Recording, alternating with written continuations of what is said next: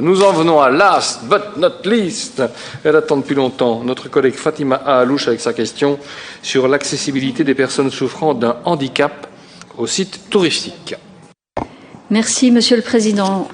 Donc, Madame la Ministre, dans une précédente question, vous aviez reconnu que l'initiative de l'Office du tourisme de Tournai, qui travaille avec le seul guide sourd reconnu par le Commissariat général au tourisme, est tout à fait positive, mais reste une initiative isolée.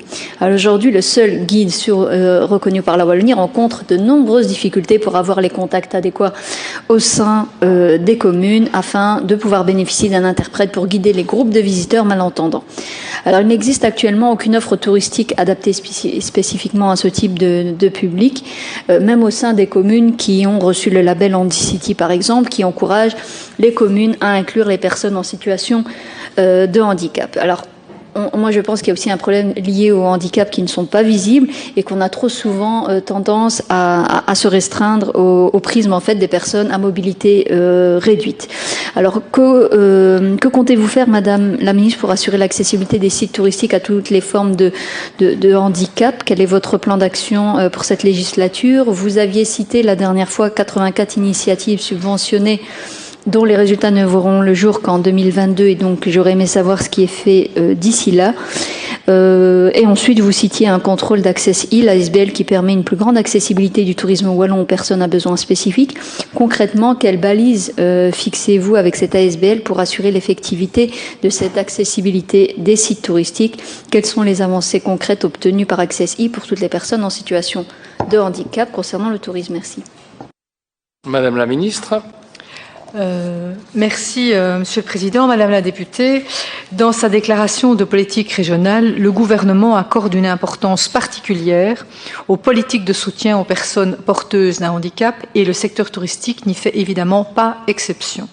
Je fais de l'accessibilité une des priorités de ma mandature afin de poursuivre le partenariat entre le CGT, l'ASBL Access-i et la VIC. Avec le Commissariat général au tourisme, j'encourage la communication du niveau d'accessibilité des événements, des infrastructures, des lieux et des itinéraires touristiques via la certification Access-i.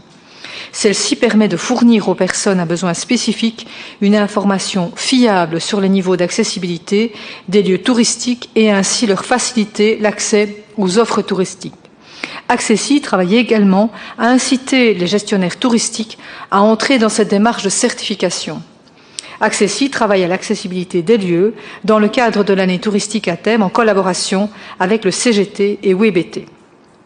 Je tiens d'ailleurs à saluer le travail réalisé par Access-i en collaboration avec le CGT qui a permis de développer une méthodologie unique au monde, mise en avant au niveau international en tant que bonne pratique par l'Organisation mondiale du tourisme, de certification d'itinéraires à vélo accessibles aux personnes à besoins spécifiques.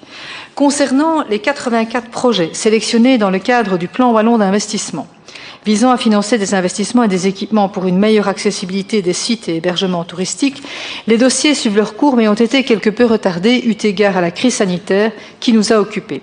Ceux-ci devront être finalisés en 2023 au plus tard. Sur les 84 projets concernés, 19 vont réaliser des aménagements pour viser l'autonomie des personnes sourdes et malentendantes.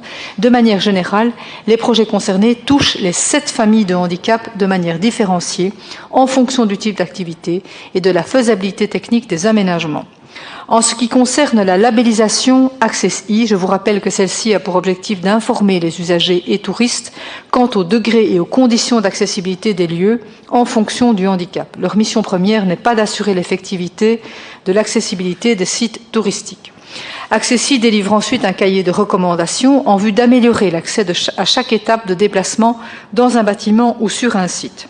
Grâce à la collaboration entre Access-i et le CGT, la Wallonie a augmenté son offre touristique accessible aux personnes à besoins spécifiques, même si je suis consciente qu'il reste du chemin à parcourir au niveau de la prise en compte des handicaps et de l'accessibilité des lieux touristiques ou ouverts au public de manière générale.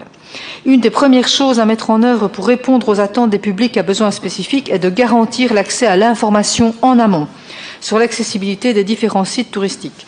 C'est pourquoi, en partenariat avec Access-i et le CGT, un travail est en cours afin de permettre une sensibilisation et une information systématique des acteurs du tourisme sur les enjeux de cette labellisation, une meilleure visibilité et une promotion de cet outil de labellisation, la poursuite du travail d'itinéraires certifiés pour augmenter la diversité de produits accessibles.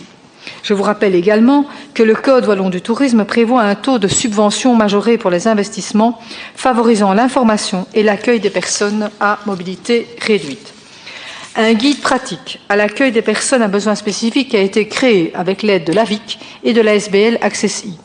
Ce guide est à destination des opérateurs touristiques. Une série de conseils est donnée par famille de handicap afin d'aider les opérateurs à répondre au mieux à leurs besoins.